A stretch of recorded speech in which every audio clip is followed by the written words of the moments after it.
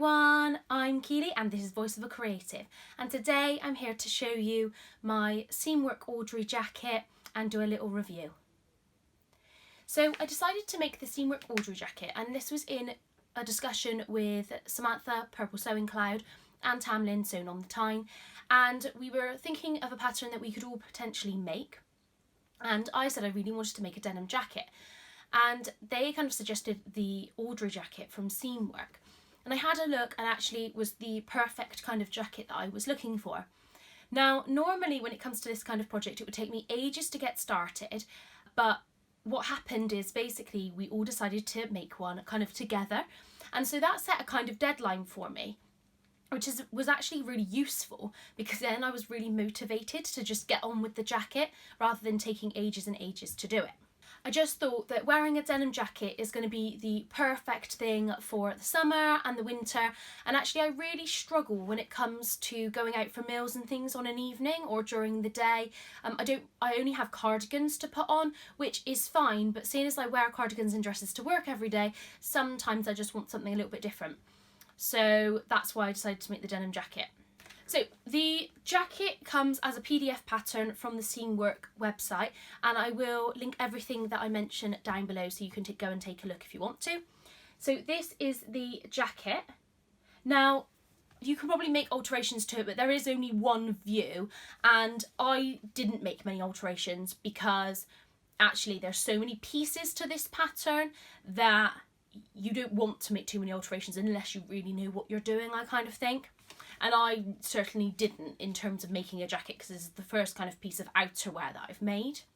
So the jacket has got a collar, kind of front pockets, well, pocket flaps, and then the welt pockets, and then a waistband and the sleeves and the back piece and things. You can see like the back of it has 3 pieces as well. But yeah, generally just loads of pieces of fabric, different pattern pieces. So I did have to get myself kind of prepared for this, but I had booked to go on a sewing day at Like So Amazing. Now this was for her first birthday, so a little while ago now, but I wanted to work on this jacket because I knew that the sewing machines there were a little bit more heavy duty than my sewing machine. And I thought actually it would be a really good chance to actually use those machines to their full potential. So the first version I made the day before that was my test version. So I made it out of this fabric.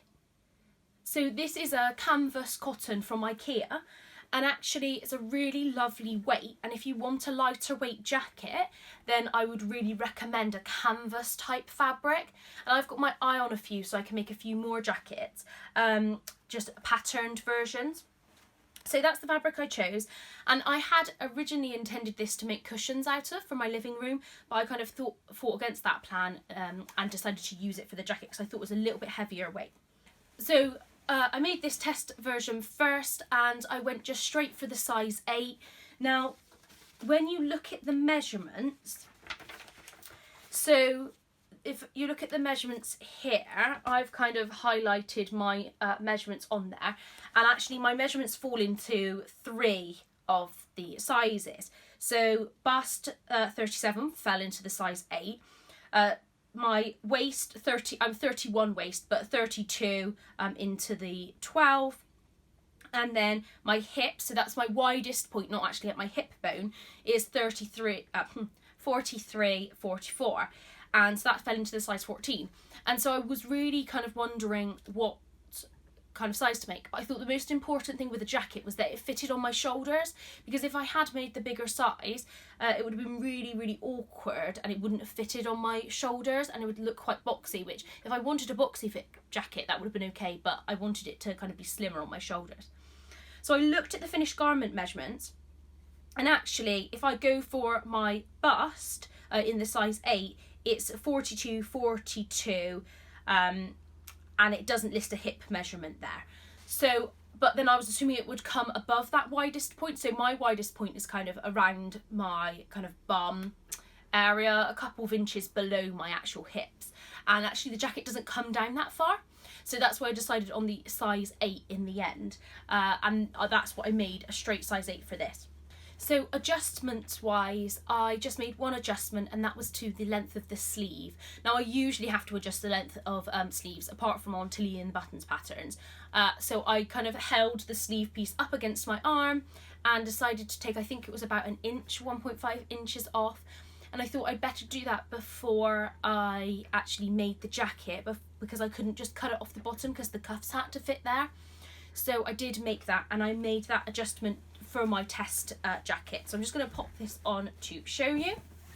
So this jacket isn't actually finished. I still have the buttons to put on and buttonholes to do, and I've got a bit of finishing to do as well. But actually, generally it fits me really well, and I do really like the lightweight style of this jacket, and it was a really good chance for me to practice some of the more difficult elements of the pattern, especially the welt pocket, because I was a little bit worried about that, and also the collar and kind of the placket here, which I actually on this version did mess up, because I feel like the instructions in that part of the pattern are a little bit more confusing, and I didn't quite get it right, and in the end I had to make it up a little bit to make it fall right. So I don't know if I cut something wrong or something like that, but I'll show you on the real version how I kind of changed it, because this one ended up like this on here. So you can see on this version that it falls really quite nicely. It hits just below my hip bone, and it fits nicely on the shoulder, and I did these pocket flaps as well, and the welt pockets. Now I was really glad I practiced the welt pocket, because if you look at my welt pocket here, I did manage to do it quite neatly, but then I didn't do the stitching right. And also it's just a chance to get used to putting all these pattern pieces together and things like that. So I am really glad I did a test version rather than just going ahead. And also I could sew this on my normal sewing machine, whereas as it came to, I actually couldn't sew the fabric I chose for the real jacket on my own sewing machine. So that was a bit tricky. So yeah, that was the test version. And then this is my real version. So I will show you some of the details and show you me wearing this in just a second. Now I did show this jacket in my makes video just gone, but I wanted to do a bit of a more in-depth video on it, because actually I feel that it was quite an advanced make, and it took me a long time. I think about 30 hours altogether with the top stitching and things. That's only a kind of a guesstimate, because I didn't actually time it or anything, but it took a long time. Totally worth it, but you need to be prepared to be patient and just kind of get on with it. So instructions wise, the instructions are really clear, but I feel like they're kind of in the wrong order. Now I like to batch make things a lot of the time, and so I like to also batch tasks. So if I'm sewing lots of straight seams, I'd like to kind of sew all of those together and things like that. Whereas in this, it kind of makes you do a small step of one thing and finish that thing, and then it means you have to keep swapping all the time between the top stitch thread and the normal thread. And so when I made the practice version, I did follow the instructions exactly, but when I came to making the kind of real version, I changed it slightly so that I didn't have to keep swapping threads. So that's definitely something to consider if you're going to make this jacket, is read through the instructions thoroughly first and see if you can batch tasks together. So for example, with the sleeve, it asks you to sew the sleeve and then do the flat felled seams, and then it gets you to sew like the back and then do the flat felled seams. But really you could just do all of the seams for like the sleeve, the back, the front pieces, or part of the front pieces, and then do all the top stitching all together, which I think would make it a lot quicker if you did it that way. But if you're a bit nervous about making this complex pattern, just follow the instructions, because it will get you there. So the one bit of the instructions that was quite confusing that I found was the instructions a little bit for the placket on the sleeve and the cuff. That was a little bit confusing for me. But I've never done that before, so that's probably why. The welt pocket seemed to be really clear to me. It just made sense. I understood how it would work, but I did get confused. There's like a little triangle. Let me try and find the illustration. So when you have a welt pocket, there's like a little triangle that you have to pull or something, pull down. And I kept looking at it and I was like, where is there a tiny triangle? I got really confused. I think it was, yeah, so it's this illustration here. So I'd like sewn the welt pocket and like flipped it inside, and then it says you have to like pull the little triangle and secure it, and I couldn't for the life of me work out where this little triangle was and how I was going to pull it down properly. In the end, I just left it, and it hasn't made a difference. Now, I wouldn't suggest just leaving out steps, but I didn't understand it, and I was like, why does it even matter? It might matter in the future when that area might fray potentially, but I'll deal with that in the future, because I could not work that out. Yeah, but otherwise, generally, it was quite a nice make, and it was very nice to kind of sew quite slowly and just get on with it. So the other bit that was a bit difficult was making the front placket. So it's this description here. And basically you have the piece and you put it kind of backwards, stitch it along the top. But my piece, when I did it on the first jacket, was overlapping the collar, and so I couldn't flip it back the correct way because the collar was in the way. So I was really confused by that, and I did ask Sarah about it, but we looked at her jacket that she's made, because she's made the Audrey jacket as well. And she was like, I don't know, I must have done something different, but hers looked fine. So in this final jacket, I did make it up how I did it. And I also think I haven't folded it back quite as if how it should be. But it's fine, and it's wearable, and I really love it. So this is my jacket. So a few different details. I didn't add the pocket flaps on the front of the jacket, so that those don't actually attach to a pocket, they're just a flap. And so I decided to leave them out because I thought it just added extra bulk here. And I am relatively pleased that I made that decision. I also decided to line the inside of the back yoke. To do this, I just cut out another yoke piece and I put them together. So when I sewed the yoke piece on, I had the back bottom piece in the middle, and then the lining on one side and the yoke on the other, and I stitched them so that they could fold up together. And then I just joined them in with the shoulder seam and overlocked the edge there, and then the collar covers it anyway. So that was the inside. And I have also added a finishing touch of a really cute little label there, which I got from Like So Amazing. So the fabric for this jacket is a workwear denim, so it's really quite heavy duty. I can't remember how many ounces it is, but it is a heavy denim, and it's from Fabric Godmother. If I had thought about it again, I really love how heavy this jacket is, but I would also like to make a lighter weight denim jacket, because it is heavy, this one, which is still really lovely, and I think it will make it work for winter as well, but still. Obviously I added on the buttons, so I just got these in a set from Amazon and just pierced a hole. Now I did for the buttonholes, so I managed to sew those on my machine. I used a matching thread to the top stitching thread, but it's just a normal thread, it's not top stitching thread.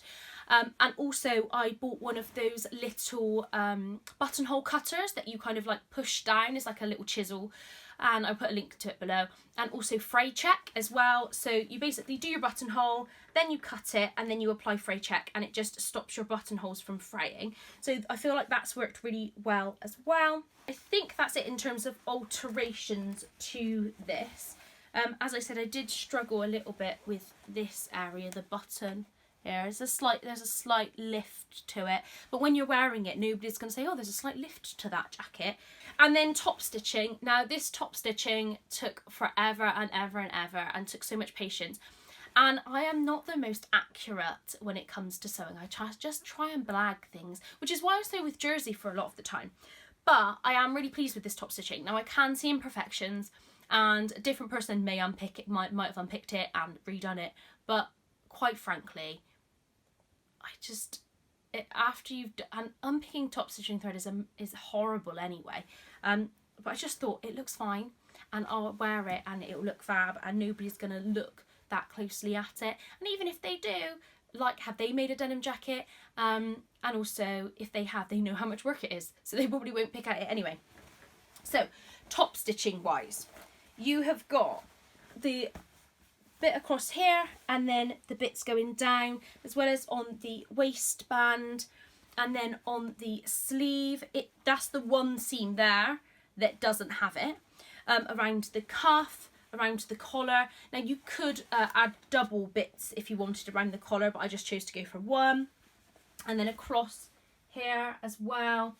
And then at the back, you've got top stitching across the whole of the back as well. So yeah, a lot, but it was totally worth it.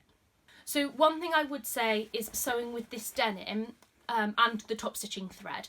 My machine was about £140 6 years ago, and it's a mechanical machine and it sews jersey really well, but it does struggle on heavy weight fabrics. So after sewing in Sarah's shop, like So Amazing, for that sewing day, I actually asked if I could come back and use the Husqvarna machines to sew the rest of this jacket, because they actually would manage to sew it. So I actually spent a couple of days at the Like So Amazing shop, in the front of the shop, sewing this jacket, because I just couldn't have sewn it on my own machine. And that has made me think I should upgrade my sewing machine, which is something I'm going to do, but it's something that I'm going to have to do some research into and find the right machine, because going from a £140 machine that I bought 6 years ago to, I don't know, 500, 600, maybe more on a machine is a massive jump for me, and I want to make sure that is the right decision as well. Then the bit that I struggled with on the last one was this button placket here. Now what I've done is just literally folded it round, and it does look a little bit funny. There's a bit of a raw edge there, but I don't know how it's supposed to be, but it works well for the jacket, and it does up. And then my welt pockets, I think, were really quite successful and neat, so hopefully I can show you them. And yeah, the really lovely instructions for that, I felt, as well. It was really quite clear for me to do that. So let me just pop this on and show you. So I feel it fits me quite nicely on the shoulders. It is a boxier fit jacket, but I've been wearing it with dresses and it fits really perfectly. I've added my Pink Coat Club pins to the jacket, just because I love it when people have the pins on the jackets. Now I am going to add some embroidery to this jacket, hopefully, but I need to test out my embroidery, but I'm hoping to add some kind of florals along the front bit here, and maybe on the back, but that's going to be a longer project, and that might be something I revisit at a separate time. So I'm just going to stand up and show you. So I wouldn't tend to wear it with jeans, but this is happen chance what I'm wearing. So I think it falls in a nice place. I think the buttons work really well. Those can be brought together and it does still fit around.